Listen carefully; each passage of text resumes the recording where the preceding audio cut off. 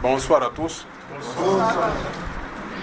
Nous bénissons le Seigneur pour ce séminaire que nous commençons à partir d'aujourd'hui. L'intitulé de ce séminaire, c'est Job, cet autre être humain, la préfiguration de la vie chrétienne normale. Lorsque vous entendez cet intitulé du séminaire, vous verrez que dans la façon que le sujet a été formulé, il y a une certaine insistance, il y a une certaine insistance sur quelque chose. Nous disons Job, cet autre être humain. En d'autres termes, c'est comme qui dirait, nous voulons dire que Job est différent de nous. Raison pour laquelle nous disons cet autre être humain. Mais ce qui est plus important, c'est de comprendre que la vie de Job, c'est la préfiguration de la vie chrétienne normale. Alors, vous allez vous poser la question de savoir, comment peut-on dire que c'est la vie chrétienne normale? Alors que lorsque nous lisons les livres de Job, il y a un message frappant, il y a un message particulier qui ressort des livres de Job, c'est la souffrance. Et en tant que pasteur, j'ai eu l'occasion de rencontrer beaucoup de sœurs, beaucoup de frères, et généralement, qu'est-ce qu'ils me disent? Ils me disent, pasteur, avant que je ne sois chrétien, ma vie était bonne. J'ai gagné beaucoup d'argent. Avant que je ne sois chrétien, je n'avais pas beaucoup de problèmes, mais maintenant que je suis chrétien, il y a beaucoup de choses qui m'arrivent. Et généralement, nous les mettons dans le paquet de mauvaises choses. Il y a beaucoup de choses mauvaises qui m'arrivent, et finalement, à un certain moment, la vie chrétienne que nous sommes en train de mener devient comme une vie de questionnement. Chaque jour, on se pose la question de savoir pourquoi ceci, pourquoi cela dans ma vie. Raison pour laquelle nous avons pensé qu'il était mieux qu'on fasse ce séminaire sur Job, que j'aimerais appeler l'espace Job. Mes frères et sœurs, l'espace Job est très riche. Il n'y a pas seulement que la souffrance. Non. À un certain moment, on a fait peut-être une mauvaise lecture de ce livre de Job. Il n'y a pas seulement que la souffrance. Mais quand vous lisez le livre de Job, vous découvrez qu'il y a beaucoup de réalités, et des réalités qui sont importantes pour la vie d'un chacun de nous. Raison pour laquelle, en ce qui concerne ce séminaire, nous avons prévu 8 sous-thèmes. Le premier sous-thème que nous allons aborder, c'est le livre de Job, un livre de la Bible à pratiquer. Vous savez que dans la vie chrétienne, à un certain moment, il y a de mauvaises habitudes dans la vie de beaucoup de gens. Il y a des gens qui ont des préférences. Il y a quelqu'un qui te dirait que moi j'aime beaucoup lire l'évangile de Jésus-Christ selon Saint Jean. Je ne refuse pas, ce n'est pas un mauvais. Mais moi j'aimerais à ce qu'on considère que la Bible n'est pas seulement l'évangile de Jésus-Christ selon Saint Jean. La Bible n'est pas seulement l'épître aux Romains. La Bible n'est pas seulement cet épître, ce livre-là qui te plaît. À un certain moment, on s'accroche à des versets qui nous plaisent. Surtout les gens qui ont l'habitude d'assurer, de souligner dans leur Bible. Quand vous prenez cette Bible-là, vous verrez que ce qu'on met, ce sont de bonnes choses. Des choses qui sont en notre faveur. Mais les choses mauvaises, on ne les met pas. Et je suis sûr que si je demandais vos Bibles et qu'on vérifie ce que vous avez souligné, rare, vous avez souligné sur la souffrance. Mais laissez-moi vous dire que notre Seigneur Jésus-Christ, il a connu la souffrance. Nous parlons même de la passion de Jésus-Christ, c'est-à-dire la souffrance de Jésus-Christ. Injuste, il n'a rien fait. Jésus-Christ n'a pas péché. Jésus-Christ n'a pas fait du mal, mais il a souffert. Ésaïe 53 dit qu'il était un homme habitué à la souffrance. Et quand on regardait le visage de Jésus-Christ, ce n'était même pas un visage attrayant. Il était habitué à la souffrance. Et nous avons vu nous avons soupçonné qu'il était puni de Dieu. Et pourtant, Jésus-Christ, ce qu'il a porté, ce sont nos péchés. Il a porté nos transgressions. Il a porté nos iniquités. Il a porté nos maladies, nos douleurs, nos souffrances. Et la Bible déclare que par ses meurtrissures, nous sommes guéris. Le premier sous-thème, ça sera introduction du livre de Job, un livre de la Bible à pratiquer. C'est un Bible qu'il faut aussi pratiquer. Mes frères et sœurs, il faut savoir aussi pratiquer la souffrance, accepter la souffrance. Deuxième sous-thème, nous allons parler de la vie de Job, que nous qualifions prospérité à tous égards. Job était un homme prospère. Et la prospérité de Job n'était pas seulement, comme on le pense de nos jours, une prospérité matérielle. La prospérité de Job était premièrement une prospérité spirituelle. La Bible déclare qu'il était un homme intègre. Il était un homme droit. Il avait la crainte de Dieu et il s'est détourné de mal. Et la Bible insiste, après avoir été attaqué par le diable fait un constat. Il rentre auprès de Dieu, à la cour de Dieu. Il dit que je n'arrive pas à comprendre quelque chose, puisque Job, il est ferme dans son intégrité. Et même la femme de Job a déclaré cela. La femme de Job, quand il regarde Job, il dit, tu demeures ferme dans ton intégrité. Maudit Dieu et meurs. Donc la prospérité de Job, elle est d'abord spirituelle. Et puis ensuite, comme conséquence, elle devient une prospérité économique. Job était prospère économiquement. C'était un opérateur agro-pastoral. Puisqu'à cette époque-là, il n'y avait pas de mines. À cette époque-là, il n'y avait pas de services. Il n'y avait que l'agro-pastoral. La Bible déclare qu'il avait 7 brebis. Il avait 7000 brebis. Il avait 3000 chameaux. Il avait 500 paires de bœufs. Il avait 500 ânesses. Quelle richesse! Et je vais vous faire voir, peut-être de nos jours on ne peut pas comprendre. On peut se dire, quelqu'un avec des animaux, comment peut-on dire qu'il était riche? Mais en fait, il faut rentrer dans le contexte. C'est ce qui est plus important. Rentre dans le contexte. Et quand tu regardes Job, c'est pas pour rien que la Bible déclare qu'il était parmi le plus considérable de l'Orient. Alors, n'oubliez pas aussi dans l'histoire, quand on parle de l'Orient, l'Afrique à cette époque-là, il n'y avait que l'Égypte qui était une grande civilisation. Nos autres pays, quand tu prends la RCA, quand tu prends la RDC, quand tu prends Côte d'Ivoire, Sénégal, Guinée, Cameroun, etc., c'était rien. L'Occident, quand on dit qu'il était un homme plus considérable de l'Occident, comprenez, c'est comme aujourd'hui, on parle de Bill Gates. Qui ne connaît pas Bill Gates? C'était la même chose avec Job. Il était un homme prospère. Le troisième sous-thème, nous allons parler de Job face à la tentation et à l'épreuve. Des choses qu'on n'aime pas de nos jours quand on est chrétien. Si vous voulez être un pasteur très populaire, parlez seulement de la prospérité matérielle. Là, les gens vous aiment. Recevez. Tout ça, les gens préfèrent cela. Mais laissez-moi vous dire qu'on va parler aussi de la tentation. Job face à la tentation et à l'épreuve. Et nous allons essayer de comprendre la différence entre les deux. Qu'est-ce que la tentation et qu'est-ce que l'épreuve? Et que devons-nous faire face à la tentation? Il y a ce qu'on doit faire face à la tentation et que devons-nous faire face à l'épreuve. Et le quatrième sous-thème, nous allons parler de Job et de sa famille. Job avait une famille, il était marié.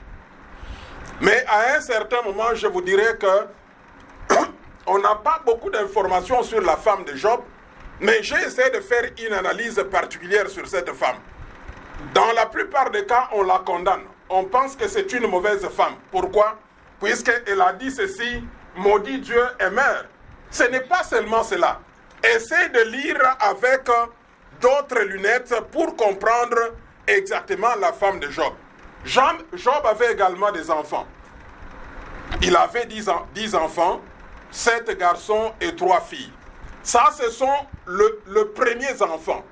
Mais je peux aller plus loin pour dire qu'il en avait 20. puisqu'il y a aussi les 10 enfants de la restauration, ceux qui interviennent dans le chapitre 42. Quand Dieu l'a restauré, qu'est-ce qu'il a fait? Il lui a donné 10 autres enfants. Mais on n'a pas d'informations. Nous sommes tentés. Nous sommes amenés à dire qu'il avait la même femme. Puisque Dieu a permis à ce que l'économie de Job puisse doubler. Raison pour laquelle, quand on chante le cantique Everything Dabo Dabo, donc moi je ne pense que la femme, on n'a pas doublé la femme. Dieu, c'est un Dieu qui préfère la monogamie. Donc Dieu préfère la monogamie. Donc il a eu 10 autres enfants. Nous verrons comment est-ce que Job est en train de gérer sa famille.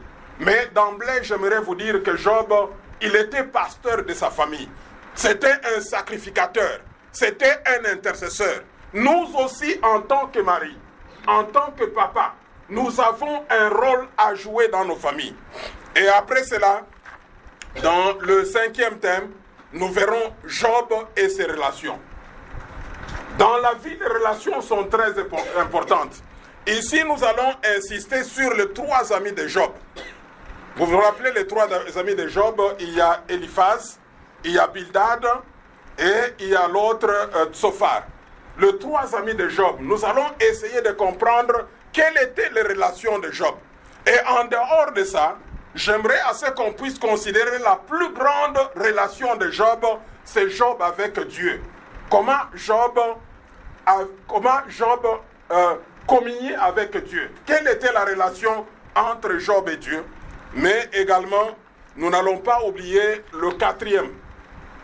Dans le texte, vous verrez qu'il y a un autre personnage qui s'était présenté, qu'on appelle le jeune sage, Eliou, qui est intervenu. On verra aussi quelle est la place de cette personne dans la vie de Job. Raison pour laquelle nous disons que le problème de relation, c'est un problème de choix. Il ne faut pas être ami à tout le monde. Il faut savoir opérer un choix judicieux. Donc, c'est-à-dire quand, d'ailleurs, il y a des expressions qui disent qui s'assemble, se ressemble. Alors, quand tu es toujours à côté de voleurs, il faut savoir qu'un jour, on dira de toi que tu es voleur. Quand tu es toujours à côté de prostituées, un jour, on dira de toi que tu es prostituée. Mes amis, les relations sont très importantes et c'est un choix qu'il faut savoir opérer. Il faut se dire, moi j'aimerais avoir tel ou tel autre ami. Ça, c'est très important. Et le 6e sous-thème, c'est Job et la sagesse. Et là, nous allons faire un effort pour établir la différence entre intelligence et sagesse. C'est 2 choses différentes. Quand vous considérez nos pays africains, il y a des gens très intelligents. Nous avons des ministres qui ont des doctorats, les PhD. Mais quand tu vois comment est-ce que nos pays avancent, il y a un problème. Il y a quelque chose qui fait défaut. C'est différent de Salomon. Salomon, quand il devient roi, qu'est-ce qu'il demande à Dieu? Il ne demande pas la richesse. Il demande la sagesse. Nous verrons aussi la sagesse, Job et la sagesse. Puisque dans toute la vie de Job, nous remarquons qu'il y a une grande sagesse. Il faut comprendre les paroles que Job prononce. Ce sont des paroles de sagesse. Je vous donne quelques paroles. Job dit quoi? Du sein de ma mère, je suis sorti nu.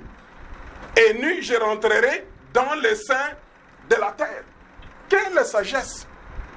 Il dit également à sa femme, auprès de Dieu, nous recevons de bonnes choses.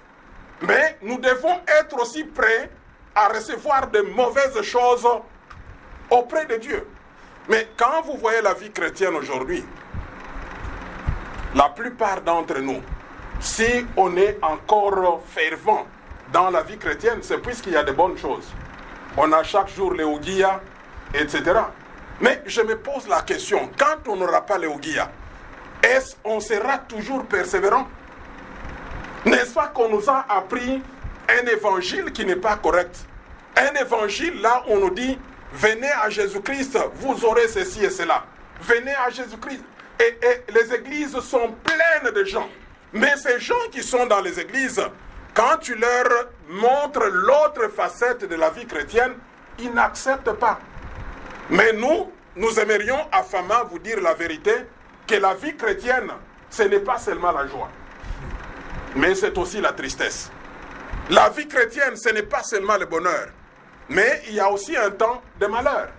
La vie chrétienne, ce n'est pas seulement, il y a des fois où vous aurez la joie, mais il y a des fois où vous n'aurez pas la joie. Il y a des fois où vous serez dans le bonheur, mais il y a des fois où vous allez souffrir.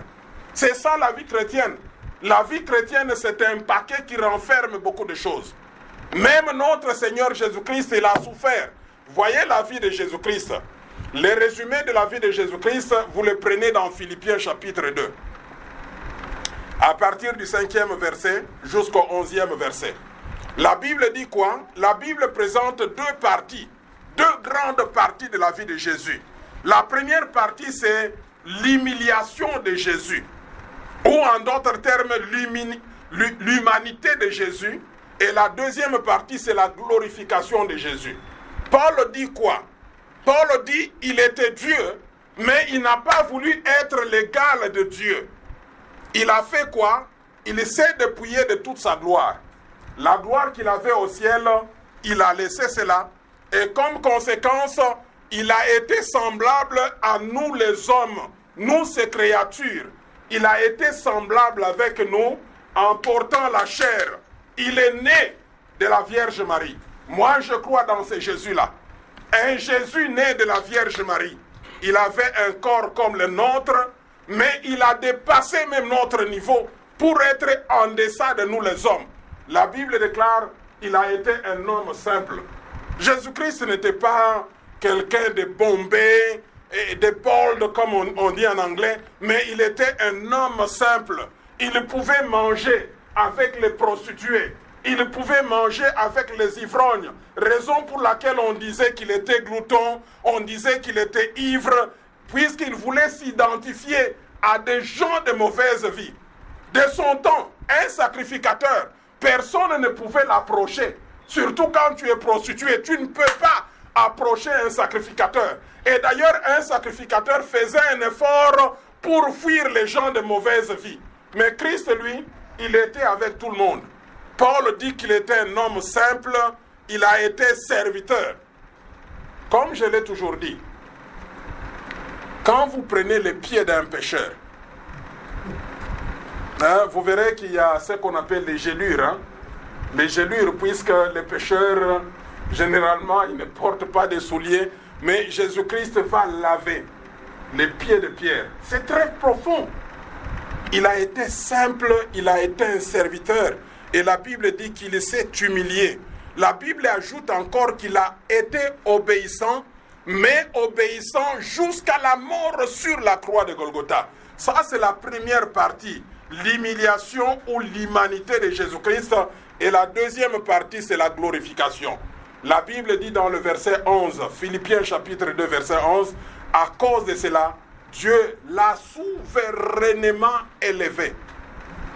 Souverainement, solennellement, c'est-à-dire publiquement, au su et au vu de tout le monde, sans contestation, c'est avec objectivité. Dieu l'a souverainement élevé, il lui a donné un nom qui est au-dessus de tous les noms, et tout genou doit fléchir devant Jésus, et toute langue, c'est-à-dire toute tribu, tout peuple, doit confesser qu'il est Seigneur à la gloire de Dieu le Père. Donc, nous verrons cela. Job et la sagesse, c'est le 6e sous-thème. Le 7e sous-thème, qui est un thème très important, c'est Job et l'espérance. Mes frères et sœurs, la vie chrétienne sans espérance, ce n'est pas une véritable vie chrétienne. Vous savez que l'espérance, la plupart des chrétiens vivent du présent. Ça, c'est dangereux. Laissez-moi vous dire que la vie chrétienne n'est pas seulement le présent, mais la vie chrétienne implique 3 temps. La vie chrétienne est dans le passé, la vie chrétienne est au présent et la vie chrétienne au futur. Et la plus importante partie de la vie chrétienne, c'est le futur.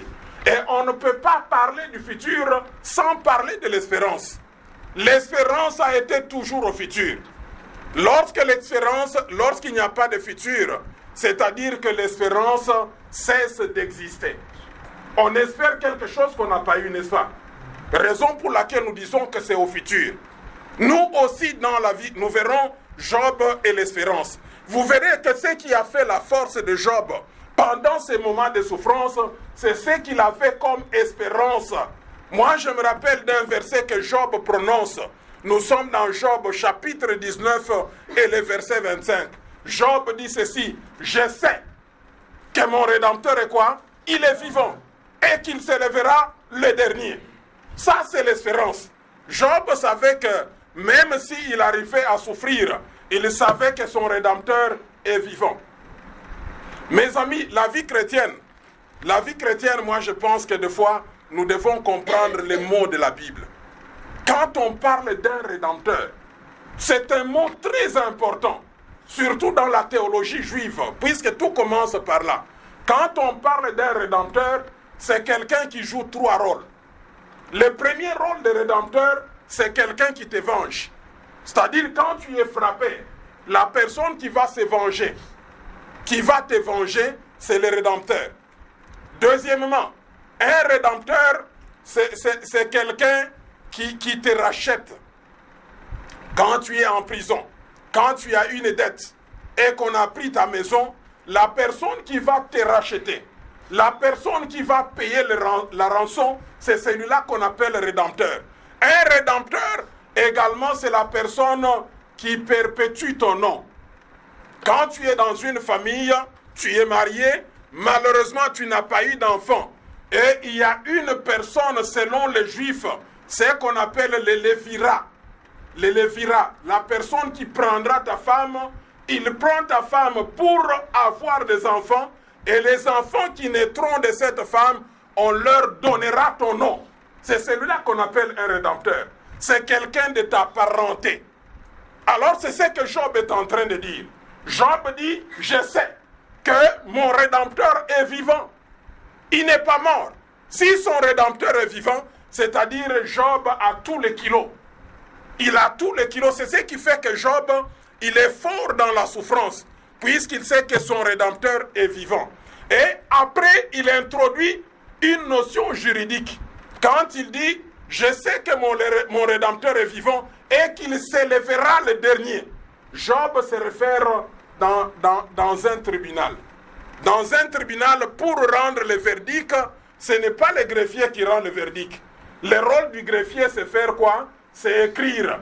Ce n'est pas le procureur qui rend le verdict. Le procureur, c'est celui qui cherche les fautes. Et vous comprendrez que c'est le rôle du diable. Quand Dieu lui demande à Satan, d'où viens-tu? Satan dit que je viens de la terre. Je suis allé parcourir la terre et il est en train de faire le rôle d'un procureur. Le rôle du procureur, prenez, les Ivoiriens peut-être comprennent mieux que nous les Congolais, à cause de la CPI Gbagbo. On parlait de procureur. Le rôle du procureur, c'était d'aller chercher les fautes, chercher les preuves, les témoignages, etc. C'est ça le rôle de Satan. Satan, il vient, il circule partout pour découvrir si on a des petites fautes. Et son nom signifie l'accusateur. Et qu'est-ce qu'il fait? Il va accuser à cette cour-là. Je crois qu'on va comprendre. N'est-ce pas, quand vous lisez dans le livre de Job, il est dit ceci qu'un jour, Dieu avec les fils de Dieu se réunissaient. Les fils de Dieu, autrement dit, ce sont les anges. Ils sont dans ce qu'on appelle la cour. C'est comme un tribunal. Ils sont en train de se réunir. Finalement, le diable apparaît. Il apparaît en quelle qualité? Il apparaît comme procureur. Je viens de me promener. J'ai été partout. Et finalement, Dieu lui pose la question de savoir, as-tu vu mon serviteur? Non, ça c'est profond. Ça c'est profond. Ce n'est pas un témoignage des hommes. Nous, des fois, ce sont les hommes qui témoignent. Pasteur Kassongo, ça et ça. Pasteur Higuet. Pasteur Kalassa. Ça, ce sont les gens qui témoignent. Mais ici, c'est Dieu lui-même qui dit cela. As-tu vu qui? mon serviteur.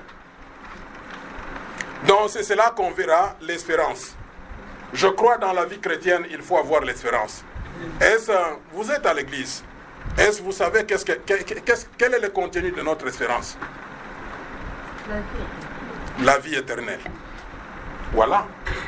Ça, c'est le contenu de notre vie chrétienne, c'est la vie éternelle. Mais certaines personnes pensent que le contenu de notre vie chrétienne, c'est avoir une maison, c'est avoir une voiture, c'est avoir de l'argent. Quand on n'a pas cela, non, Dieu n'existe pas. Mes amis, vous perdez votre temps. Moi, j'aimerais vous dire que le contenu de notre vie chrétienne, c'est la vie éternelle et tout ce qui l'accompagne. La résurrection. Ça, ce sont des grands points de notre espérance. Même si je meurs aujourd'hui, je sais qu'un jour, je vais ressusciter. Raison pour laquelle on se donne même les kilos de travailler. J'ai beaucoup aimé les gens qui ont évangélisé en Mauritanie.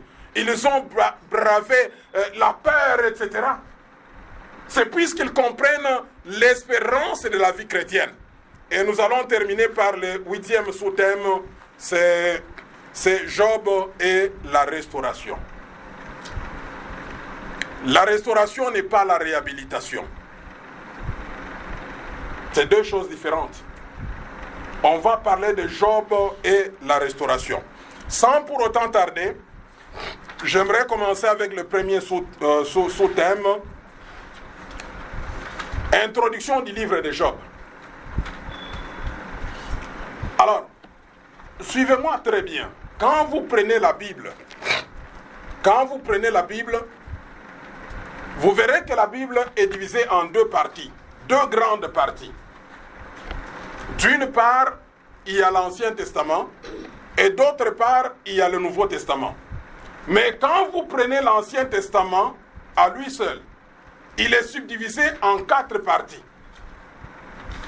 Il y a ce qu'on appelle les 5 livres de Moïse, ou la loi. C'est ce qu'on appelle la loi. Donc vous verrez que dans les évangiles, Jésus-Christ reprend une expression beaucoup de fois. Il parle de loi et de prophètes. C'est-à-dire, quand vous prenez l'Ancien Testament, il est subdivisé en 4 parties. La première partie, c'est les 5 livres de Moïse, qu'on appelle aussi les lois, ou en hébreu Torah, qu'on appelle aussi Pentateuque. C'est-à-dire, puisqu'ils sont au nombre de 5, Pentagone, Pentateuque. Donc, les 5 livres de Moïse, c'est la première subdivision. La deuxième subdivision dans l'Ancien Testament, c'est ce qu'on appelle les livres historiques. Donc, quand vous commencez par Josué, vous prenez Premier Roi, Deuxième Roi, Premier Samuel, Deuxième Chronique, tout ça, on les appelle les livres historiques. Troisième subdivision, c'est là où on trouve les livres poétiques. On les appelle livres poétiques ou livres de sagesse. Et quatrième subdivision, ce sont les prophètes. Il y a 12 prophètes. Donc il y a 5 grands prophètes. C'est là où vous avez Ésaïe, Ézéchiel, Jérémie, Daniel. Ça, ce sont les grands prophètes. Et il y a aussi les petits prophètes. Ils sont au nombre de 7. Mais les livres dont nous voulons parler, les livres dont on parle dans notre séminaire, les livres de Job, il est dans la 3e subdivision, dans les livres poétiques ou les livres de sagesse. Alors, quand vous allez de l'autre côté, dans le Nouveau Testament, vous verrez que c'est la même subdivision. Il y a aussi 4 grandes parties. La première partie, dans le Nouveau Testament, c'est ce qu'on appelle les 4 évangiles de Jésus-Christ. Alors, quand vous faites la deuxième partie, il y a un livre historique. C'est l'Acte des Apôtres. C'est un livre historique. Il parle de l'histoire de l'Église. Il parle de l'histoire du Saint-Esprit. Alors, quand vous prenez la 3e division, c'est ce qu'on appelle les épîtres. Les épîtres nous parlent de la doctrine chrétienne, de comment est-ce que les chrétiens doivent marcher, de comment est-ce que les chrétiens doivent se comporter. C'est ce qu'on appelle les épîtres. Dans les épîtres, il y a beaucoup d'épîtres ont été écrites par Paul. Et puis il y a les autres, il y a Jacques qui a écrit, il y a Jean qui a écrit, etc. Et puis la dernière partie, c'est ce qu'on appelle les livres prophétiques. Il n'y a qu'un seul dans le Nouveau Testament, c'est l'Apocalypse. Alors quand vous prenez, vous verrez qu'il y a concordance entre les deux. Raison pour laquelle les auteurs disent que l'Ancien Testament est l'ombre du Nouveau Testament. Quand je prends les 5 livres de Moïse, c'est plus ou moins comme les 4 évangiles de Jésus-Christ. Dans l'Ancien Testament, les sauveurs, la personne qui a conduit le salut d'Israël d'une nation, c'est qui? C'est Moïse. Mais dans le Nouveau Testament, notre Seigneur et Sauveur, c'est Jésus-Christ. Quand je prends la deuxième partie, les livres historiques parlent de l'histoire d'Israël. Mais quand je vais dans le Nouveau Testament, il y a Actes des Apôtres, qui est un livre historique, mais cette fois-là, Actes des Apôtres parle de l'Église de Jésus-Christ, parle de l'histoire du Saint-Esprit. Comment est-ce que le Saint-Esprit a dirigé l'Église?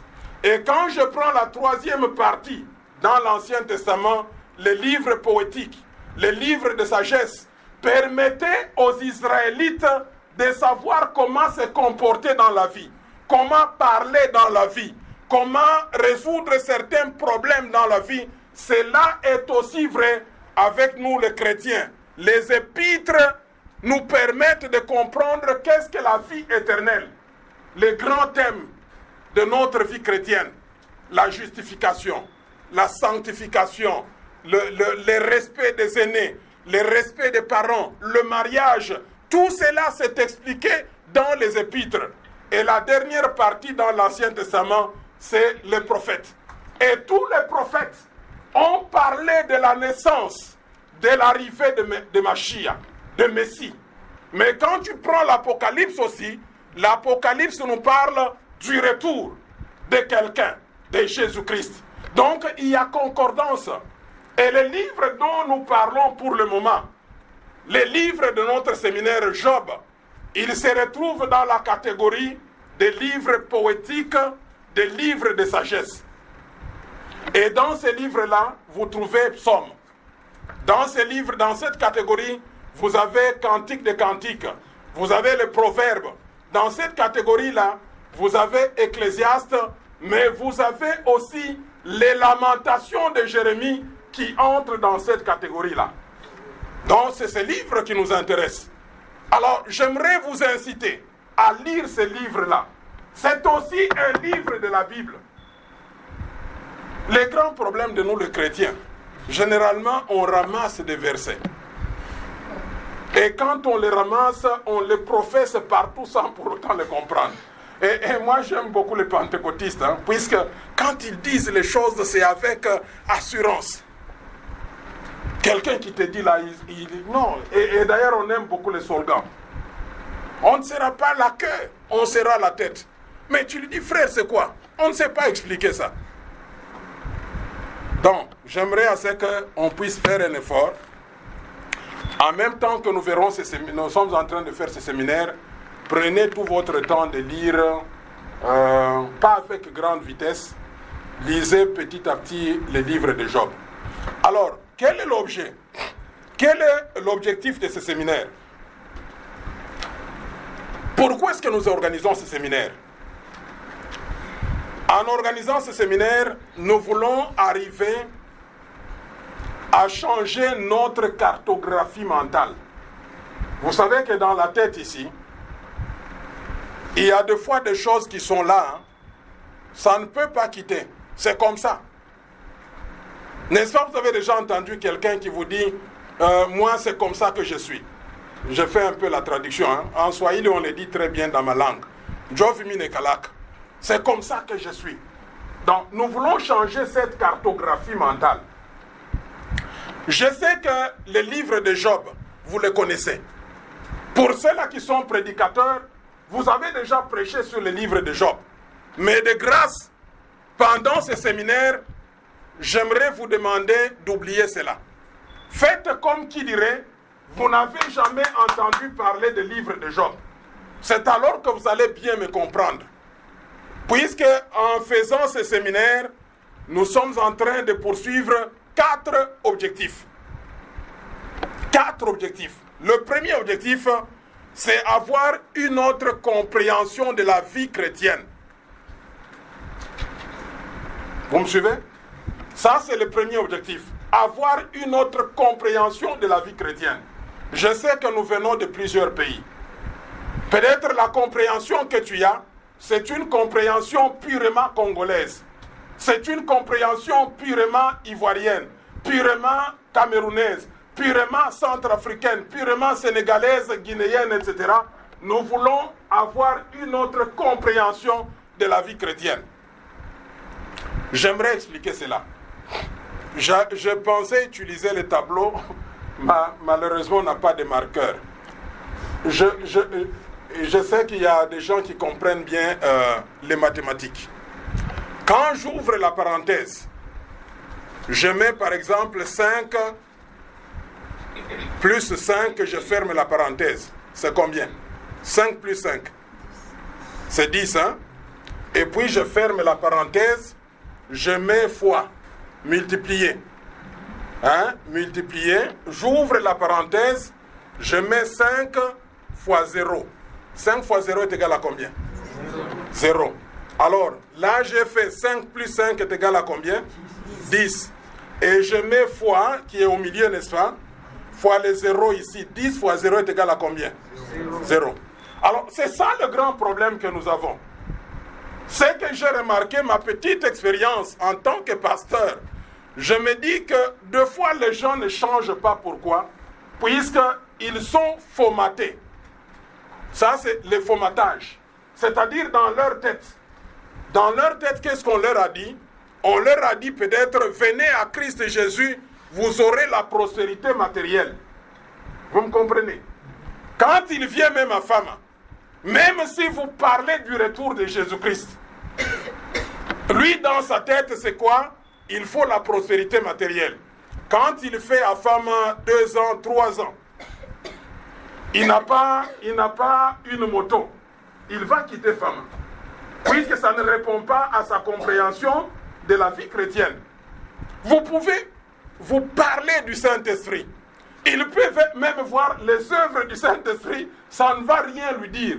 Puisque dans sa tête, il y a la deuxième parenthèse là qui est égale, 5 fois 0 est égal à quoi? Est égal à 0.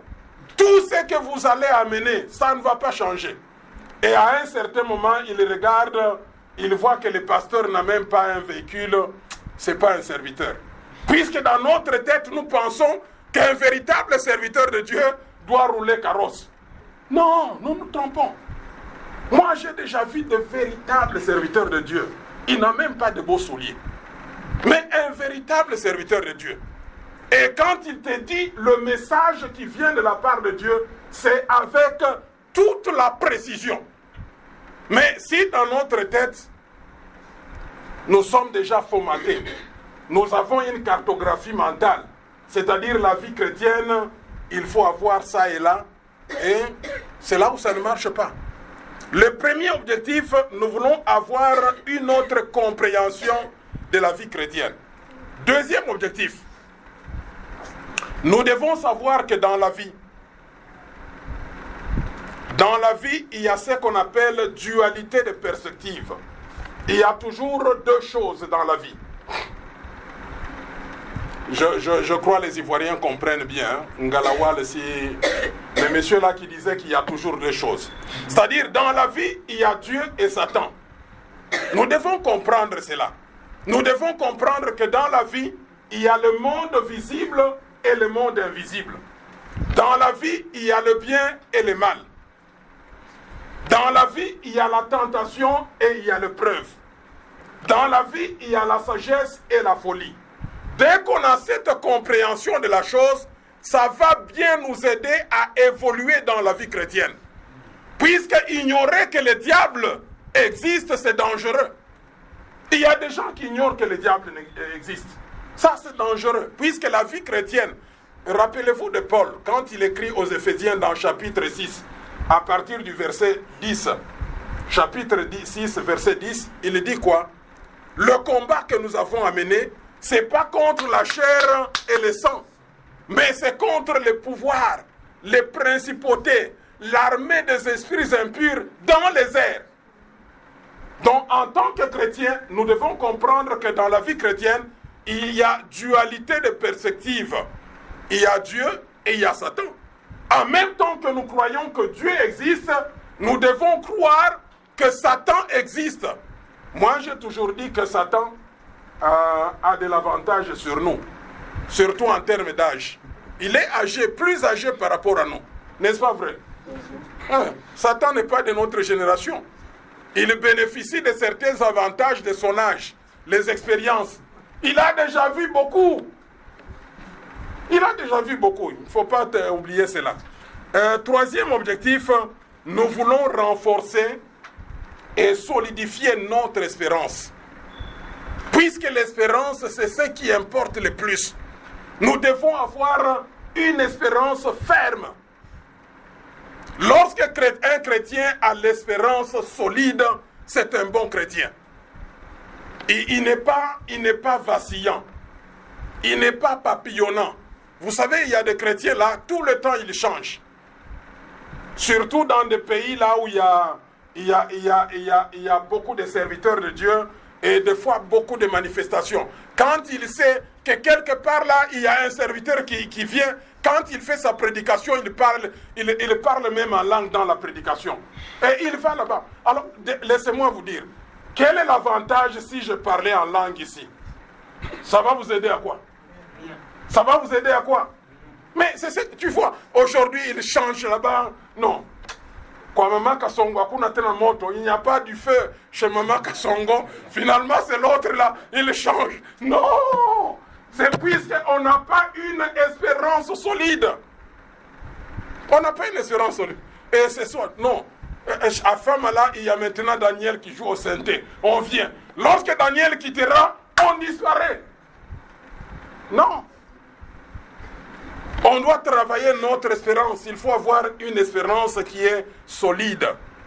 Et le troisième objectif, c'est arriver à comprendre que l'épreuve. Quatrième objectif, arriver à comprendre que l'épreuve est une école. Ce qui nous arrive, la souffrance, ce n'est pas forcément le travail du diable. Ce n'est pas forcément qu'on a péché, mais c'est une école. Et là, ça change la vie de quelqu'un. Puisque si vous n'avez pas compris que l'épreuve, si vous n'avez pas compris que la souffrance peut être une école, vous allez chaque fois vous condamner pour rien. Vous culpabiliser pour rien. Pensez qu'on a commis une faute. Moi, je me rappelle dans l'église là où j'avais grandi, l'église pentecôtiste dans notre pays. Généralement, quand tu as un problème, le premier conseil que le frère te donne, c'est quoi? Examine-toi. Finalement, tu vas t'examiner jusqu'où? Et les gens sont allés plus loin. Dans leur examen là, ils vont demander même pardon pour le fait que les parents les ont mis au monde. Dieu pardonne-moi puisque mon père et ma mère m'ont mis dans le péché. Quel péché? Ils étaient mariés. Quel est le péché là? Tellement qu'on nous a appris, il faut s'éprouver. Quand on souffre, frère, éprouve-toi. Examine-toi. Non. Mes amis, nous devons comprendre que des fois, l'épreuve, la souffrance qui peut intervenir dans notre vie peut être une école. Amen. Comme Job. Job a compris cela. Job n'a pas cherché le pourquoi de la souffrance, mais Job a tiré des leçons. Raison pour laquelle vous verrez que beaucoup de versets dans Job, Job commence toujours par « je sais »,« j'ai appris »,« maintenant je connais ». C'est ça. Il faut qu'au travers de la souffrance, qu'on puisse apprendre de la part de Dieu. Quel est l'auteur? L'auteur du livre de Job. Là, on ne connaît pas. Hein? C'est ça, là, je vous donne... c'est comme l'épître aux Hébreux. Puisqu'aujourd'hui, j'ai vu sur le net, on a fait circuler quelque chose là. J'aimerais, par exemple, l'épître aux Hébreux. On ne connaît pas l'auteur. Raison pour laquelle on parle d'un anonymat. Cela est aussi vrai pour le livre de Job. Il n'y a que des suppositions. Il y a ceux-là qui pensent que le livre de Job était écrit par Job. Mais quand tu vois l'histoire de Job, Ce n'est même pas l'histoire des Juifs. Vous me suivez très bien. L'histoire de Job ne s'est pas passée en Israël. Ça s'est passé au Moyen-Orient. Ce n'est pas en Israël. Raison pour laquelle il n'y a que des suppositions. Il y a 4 auteurs qu'on suppose être l'un d'eux. On suppose qu'il est l'auteur du livre de Job. On dit que ce soit Job lui-même qui est l'auteur de ce livre. On parle également de Moïse. On parle également de roi Salomon. Mais on parle également de ce jeune sage qui est dans le livre de Job. C'est lui qu'on appelle Elihu. Après que les 3 amis de Job aient parlé, il y a un jeune qui est apparu. Et ce jeune était très sage. La Bible dit ceci, ce jeune-là, qu'est-ce qu'il dit? Il dit, par rapport à votre âge, je vous ai respecté, j'ai suivi ce que vous avez parlé, et je m'étais tué. Mais quand j'examine tout ce dont vous avez parlé, il n'y a que de la folie. Alors c'est ce jeune homme qu'on parle, on pense qu'il a écrit les livres de Job. Mais jusque-là, les théologiens n'ont pas encore trouvé un consensus.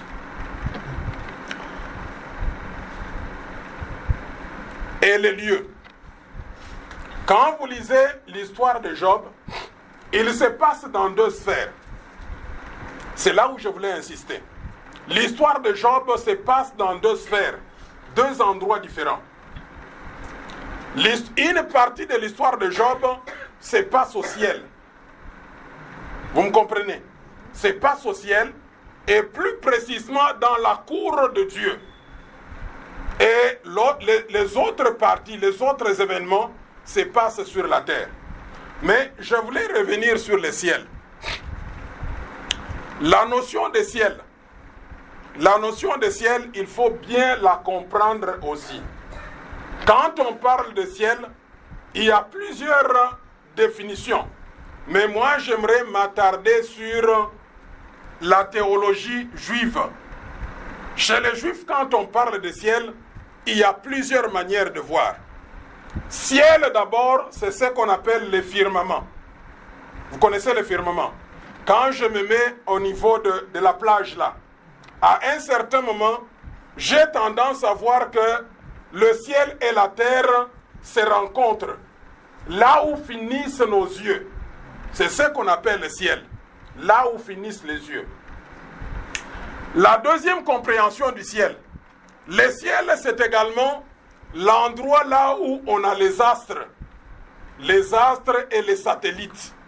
Les astres et les satellites, c'est-à-dire le soleil, la lune, les étoiles. C'est ce qu'on appelle ciel. Et d'ailleurs, quand vous lisez dans Genèse à la création, la Bible déclare que Dieu fut 2 grands luminaires. Un luminaire pour présider la journée, c'est le soleil. Un autre luminaire pour présider la nuit, c'est la lune. C'est ce qu'on appelle ciel. C'est-à-dire cet endroit, cet espace, là où il y a le soleil, là où il y a la lune, là où il y a les étoiles. Ça, c'est une aussi compréhension. Une autre compréhension, le ciel, c'est également là où se trouvent les esprits mauvais, les esprits méchants. Raison pour laquelle il y a ceux-là qui disent qu'il y a 3 ciels. Rappelez-vous de Paul, quand il écrit aux Corinthiens, que je connais un homme, je ne sais pas s'il était dans la chair ou s'il était en esprit. Cet homme est allé au 3e ciel. Et il y a les gens qui pensent que le 1er ciel, c'est là où se trouvent les démons. Rappelez-vous de Daniel. Daniel, dans sa prière de 21 jours, le premier jour qu'il a fait la prière, Dieu a dépêché déjà un ange avec la réponse. Mais cet ange était quoi? Il était attrapé, arrêté dans les airs par les esprits. Et c'est là où il y a l'idée même de Paul. Quand Paul dit, nous n'avons pas à lutter contre la chair et le sang, mais contre les dominations, le pouvoir, les principautés, l'armée des esprits impurs dans les airs. C'est ce qu'on appelle aussi ciel. Mais il faut aussi comprendre que le ciel, c'est le siège de Dieu. C'est-à-dire là où se trouve le trône de Dieu. Et là, dans la pensée juive, c'est là où il disait que le ciel a 7 escaliers. Et le 7e, c'est là où se trouve le trône de Dieu. Mais dans l'histoire qui nous concerne ici, il y a aussi une notion. Il y a une notion qui dit que le ciel, c'est la cour de Dieu. Est-ce que je me fais comprendre? La cour, ce n'est pas comme la cour partagée à l'ivoirienne. Mais la cour, c'est comme un tribunal. C'est-à-dire, il y a un endroit là où Dieu se met et il est en train maintenant de siéger, de prendre de grandes décisions. C'est là, c'est ce que Job dit. Job dit qu'un jour, Dieu, avec les fils de Dieu, se réunissait. Il se réunissait. Et quand il se réunissait, et on a vu apparaître le diable. C'est cette cour-là en tant que tribunal. C'est là où je disais que on n'a pas, puisqu'il y a beaucoup de gens maintenant qui introduisent des notions, qui disent comment se fait-il que le diable apparaît dans la cour de Dieu? Et il y a même des gens qui posent la question, est-ce en tant qu'Église, lorsque nous nous réunissons comme ça, est-ce que le diable peut être là? Mais ici, j'aimerais d'abord rapporter par rapport au livre de Job. C'était la cour divine. Dans la cour divine, il y a Dieu avec les fils de Dieu. Les fils de Dieu signifient anges. Ils sont là. Curieusement, Satan apparaît. Dieu lui pose la question. D'où viens-tu? Et il dit que j'étais en train de parcourir la terre. J'étais en train de me promener sur la terre. Là, juridiquement, je vous ramène dans le droit. Dans le droit, le diable est en train de jouer le rôle de procureur. Vous me comprenez? D'ailleurs, Satan signifie adversaire, Satan signifie accusateur. Il signifie déviateur. C'est-à-dire, quand il apparaît dans la cour divine, il est en train de jouer le rôle de procureur. Le rôle de procureur dans le droit, il est différent de celui de greffier, il est différent de celui de juge-président. Le greffier, son rôle, c'est quoi? C'est d'écrire. Vous me comprenez? Et là, je vous ramène même dans... Quand vous allez dans le livre de Colossiens, chapitre 2, le verset 15, quand la Bible dit que Christ, l'acte dont les ordonnances nous condamnaient subsistaient. Ça, c'est le travail d'un greffier. Un greffier écrit ce qu'on appelle acte. Lorsque vous allez au tribunal et qu'on ne retrouve pas l'acte, on ne vous condamne pas. C'est ce que Christ a fait. Donc, Paul avait beaucoup de notions de droit. Paul veut simplement nous dire que l'acte qui nous condamnait subsistait. Quand vous allez dans beaucoup de tribunaux, comme chez nous au Congo, vous verrez qu'il y a beaucoup de dossiers. Comme il n'y avait pas l'informatique. D'ailleurs, le droit reste têtu. Le droit ne croit pas à l'informatique. L'acte doit être écrit. Et il faut signer l'acte. Raison pour laquelle ils vont continuer avec l'archivage en papier. L'acte dont l'ordonnance nous condamnait subsistait. Christ a fait quoi? Il a aboli ça. Comme il déchire ça, quand on va réclamer, on ne peut pas condamner Ambroise, puisque l'acte est déchiré. On ne peut plus condamner Denise, puisque l'acte est déchiré. C'est ce qu'il a fait. Ça, c'était le travail d'un greffier. Mais alors, le travail d'un procureur, dans le droit, c'est-à-dire quand tu es accusé, le procureur, qu'est-ce qu'il va faire? Il va chercher des preuves. Il va circuler. On a accusé Stéphane. On a dit que Stéphane a fait ça et ça. Le procureur, maintenant, son rôle, c'est de circuler. C'est ça le rôle du diable. Il ne faut pas lui refuser ce rôle-là. Où tu étais? J'étais en train de me promener sur la terre. Et il est en train de chercher. C'est ce que Dieu lui a demandé. D'ailleurs, à 2 reprises. Dans le premier chapitre de Job et dans le deuxième chapitre de Job. Il faisait le rôle de procureur, en train de chercher ce que tu as fait comme faute. C'est ce qu'il fait même pour le moment. En même temps que nous faisons des histoires, le diable aussi circule. Et il prend bonne note. Et il prend bonne note. Et il va se présenter à la cour. Dieu, toi tu as dit, c'est ce qu'il a dit de Job. Job dit, as-tu vu mon serviteur?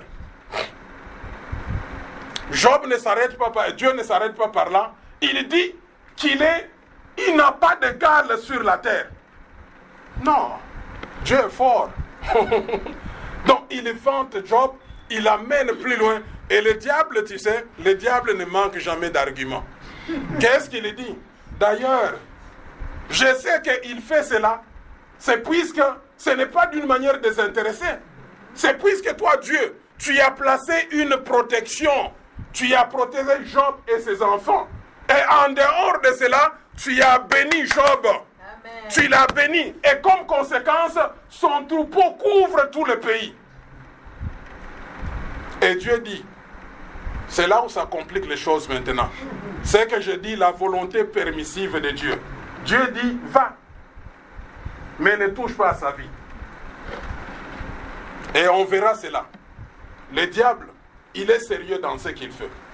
Il n'y a que nous on joue. Hein. Quand on dit faire la prière, des fois on prie les mains dans la poche. Chez nous, des fois on prie, on cire même ses souliers. Dieu, tu es grand. En train de... Non. Le diable, lui, quand il fait les choses, il les fait très bien. Vous savez la manière dont il a frappé Job? D'abord en cascade. Et les Français disent, les malheurs ne viennent jamais seuls. Moi, je me rappelle un jour, elle était malade à Kinshasa. Ça, c'est déjà la première frappe. Malade à Kinshasa. Je rentre à Lubumbashi, tous les enfants ont échoué. Les crinolales, ils ont... Alors, on dirait que ça ne suffisait pas. Les salons déchirés. Le diable ne s'amuse pas. Il fait les attaques en cascade. C'est ce qu'il a fait. Le premier rapporteur vient, il dit, les Sabéens ont pris tes histoires. Juste après, quelqu'un vient, le feu du ciel. La foudre est descendue. Quelqu'un vient, les Chaldéens ont fait ça. Quelqu'un vient, la tempête a emporté la maison là où étaient tes enfants. Ça, c'est le diable. L'amplification, en cascade. Vous voyez un peu comment est-ce que les choses se présentent. Donc, c'est ce que je disais qu'il y a deux sphères. Première sphère, c'est dans le ciel. Les événements se passent là-bas. Job n'est même pas informé puisque ça se passe au ciel.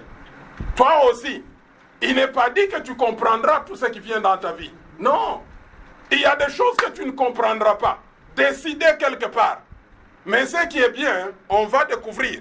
Quand Dieu autorise, dans la volonté permissive de Dieu, Dieu respecte aussi des principes.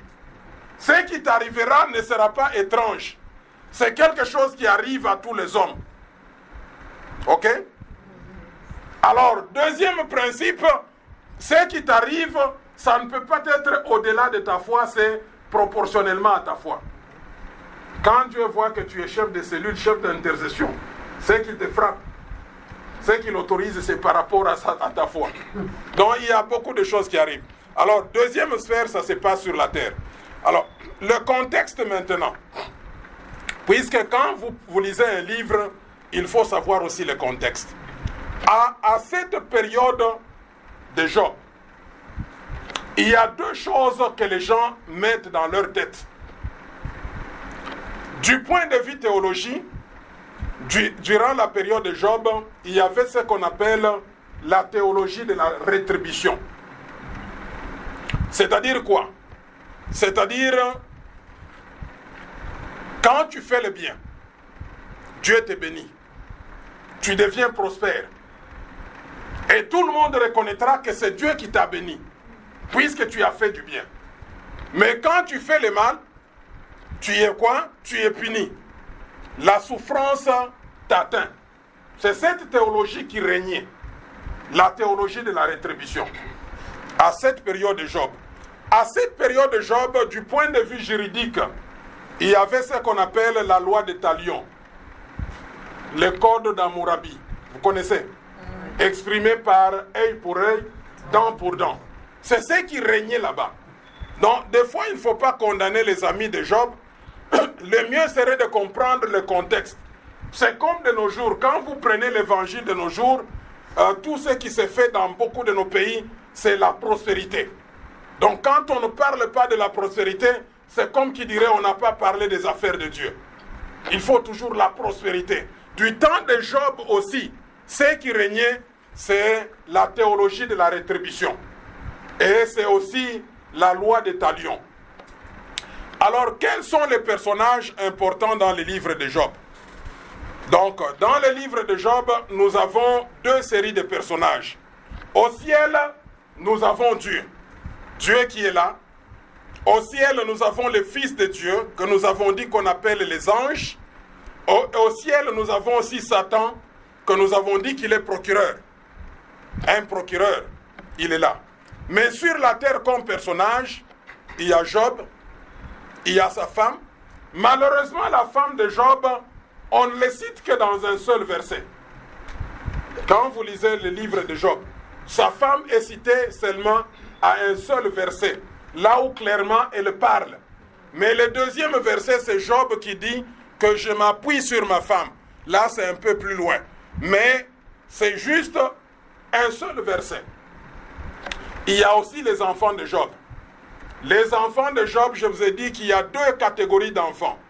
Il y a le premier enfant, les 10 premiers enfants, que Job a protégés. Toutes les fois qu'il faisait des fêtes, après chaque fête, Job, en tant que pasteur, en tant que sacrificateur et intercesseur, il priait, il offrait pour ses enfants.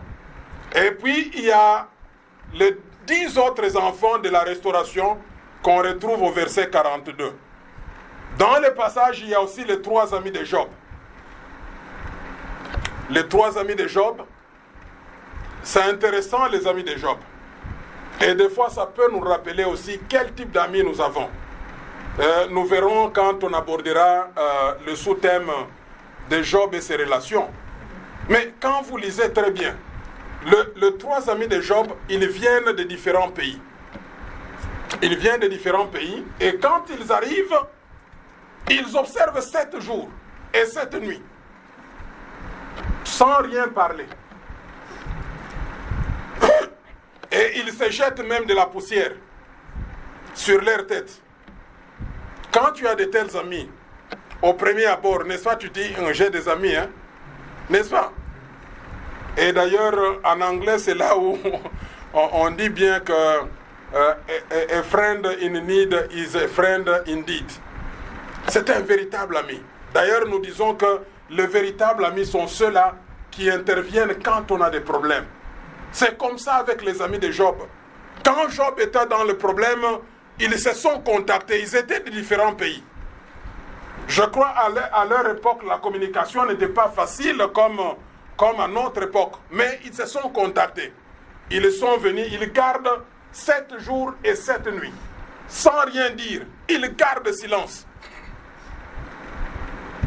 Mais ce qu'il faut comprendre, c'est après cela. Après cela, quand ils ont commencé à ouvrir leur bouche. Quel type d'amis as-tu? Vérifie un peu tes amis. Donc ça, ce sont les personnages dans ce texte. Et les jeunes aussi vont nous intéresser. Et je me rappelais de Crino qui disait qu'il faut maintenant la nouvelle génération. Mais mes amis, nouvelle génération. On verra cette nouvelle génération avec Eliou ici. Alors, quel est le contenu du livre de Job? Quand vous lisez tous les livres de Job, vous verrez que du point de vue contenu, c'est la souffrance de tout le temps. Pourquoi la souffrance? Donc, vous verrez que le contenu des livres de Job est d'actualité. Même de nos jours, en tant que chrétiens, en tant que serviteurs et servantes de Dieu, tout n'est pas facile pour nous. La souffrance nous accompagne. Et je crois que chacun de nous a toujours observé cela. Et il y a le pourquoi. Et ce qui est frappant dans le livre de Job, nous sommes en présence de quelqu'un qui est juste. Nous sommes en présence de quelqu'un qui bénéficie du témoignage de la part de Dieu. Dieu appelle Job mon serviteur. Dieu dit de Job qui n'a pas d'égal sur la terre. Et la Bible dit que Job avait 4 qualités spirituelles. Il avait l'intégrité, il avait la droiture, il avait la crainte de Dieu et il s'est détourné du mal. Mais pourquoi cet homme juste souffre? Pourquoi la souffrance? C'est ça le thème. Raison pour laquelle on dit généralement que Job est le prototype de Jésus-Christ. C'est comme le modèle de Jésus-Christ. Jésus-Christ aussi, c'est Dieu. Il est Dieu. Il a souffert alors qu'il n'a pas péché. Cela est aussi vrai pour le livre de Job. Mais ce qui est plus important dans le livre de Job, c'est d'arriver à comprendre qu'est-ce qui arrive réellement à Job. Raison pour laquelle je disais qu'en tant que chrétien, il faut que je comprenne qu'il y a deux choses. Il y a l'invisible et le visible. Il faut que je comprenne qu'il y a deux choses. Il y a le ciel et il y a la terre. Il faut que je comprenne qu'il y a deux choses. Il y a des choses avant que ça ne se réalise dans ma vie physique, ça se passe dans le monde spirituel. Comme Pasteur Higuette l'a toujours dit, tout se prépare à genoux. C'est la prière qui change la vie de quelqu'un. Alors que tu n'as pas encore vu cela, mais quand tu commences dans le spirituel, c'est alors que tu verras la chose s'accomplir. Et Christ dit, quand vous me demandez quelque chose, croyez. La chose n'est pas encore là. Croyez que vous avez reçu la chose, c'est alors que vous verrez la chose s'accomplir. C'était au ciel là où tout s'est passé. Dans la cour divine, tout se passe là-bas. Job n'est pas informé. Alors, laissez-moi vous dire tout ceci. Vous pouvez être prophète. Il n'est pas dit que Dieu va te montrer tout. Non. Joseph, Dieu ne va pas te montrer tout. Dieu ne va pas te montrer tout. Dieu ne va pas... Alors, Job n'était même pas informé. Tout se passe au ciel. Le procureur vient.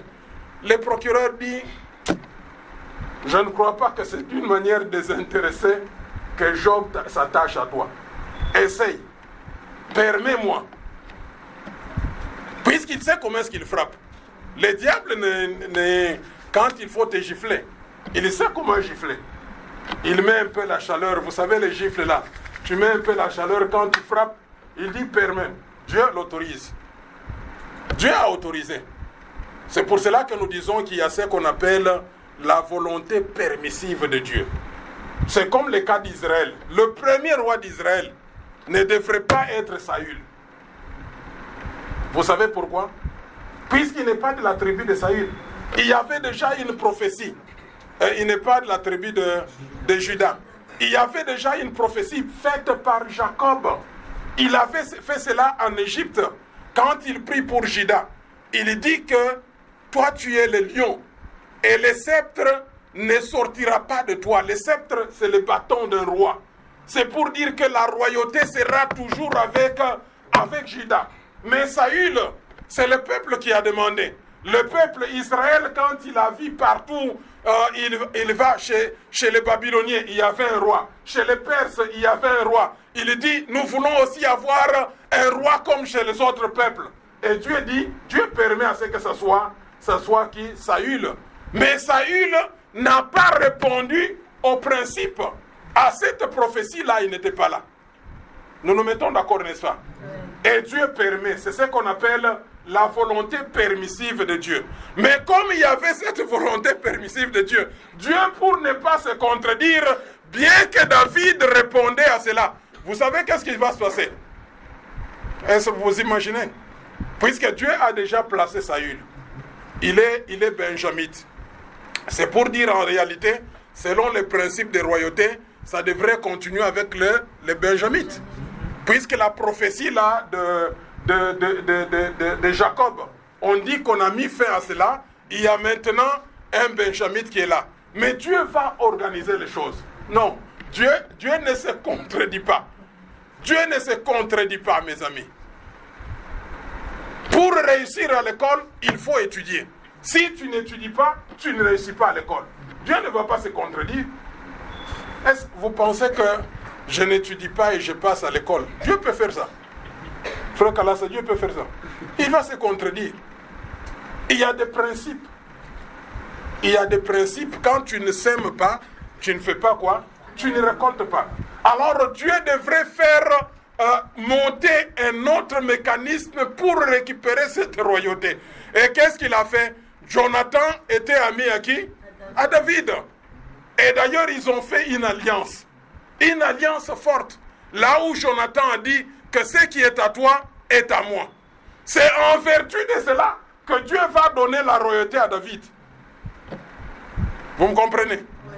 Non, vous n'avez pas compris. Hein, vous comprenez? Ok.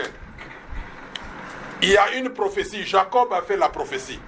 Selon cette prophétie, le sceptre, les bâtons de commandement d'un royaume ne va pas quitter dans la tribu de Juda. Finalement, le peuple réclame à Dieu, nous voulons un roi comme tous les autres. Dieu, comme il est souverain, Dieu, dans ce qu'on appelle sa volonté permissive, il donne la royauté à Saül. Saül est de Benjamin. Maintenant, par rapport au principe de royauté, le roi devrait être benjamite. Le roi devrait être benjamite. Alors, David aussi, il fallait qu'il soit roi. Qu'est-ce que Dieu va faire? Dieu organise quelque chose là entre Jonathan et David.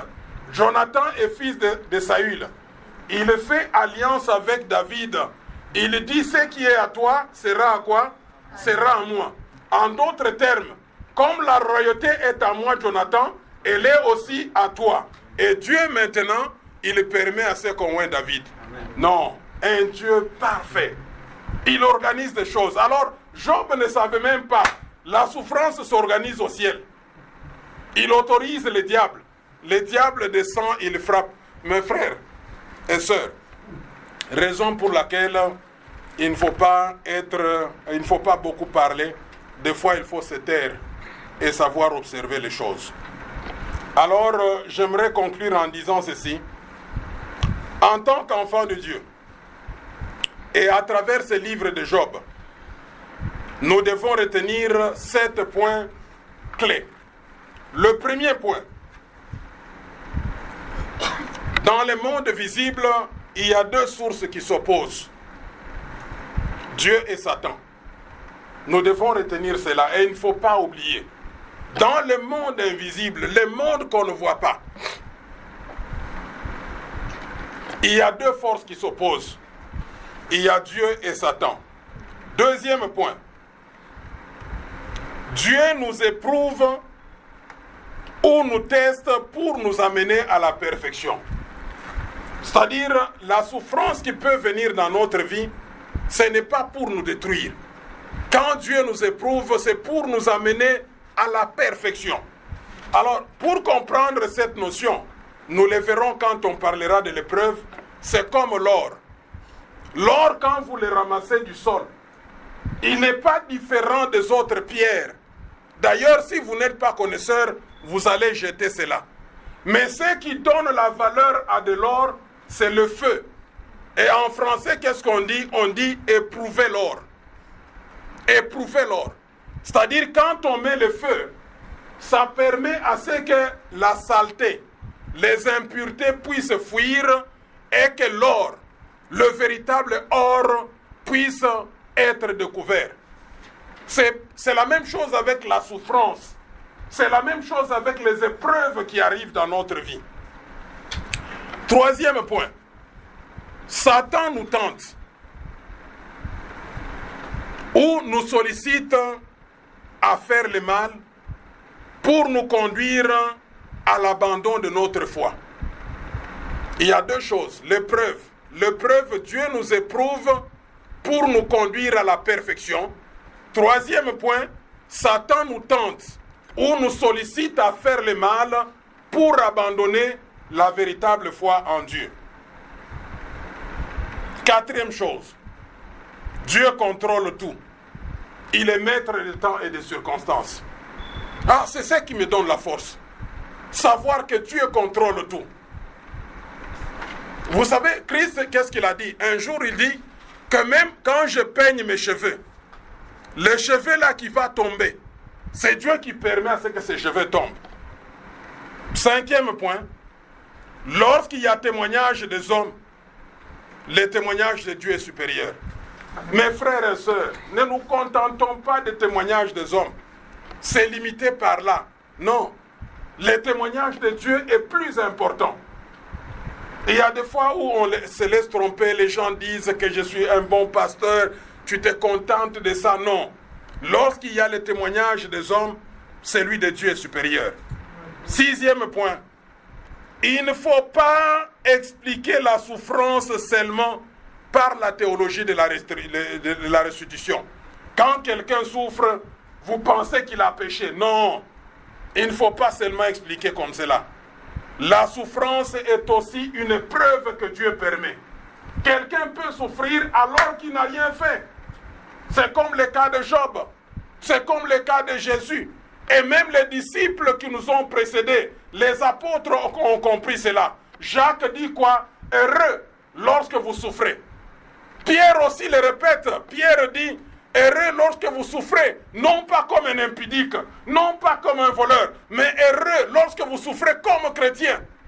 Et Paul dit, je voudrais même compléter aux souffrances de Christ Jésus.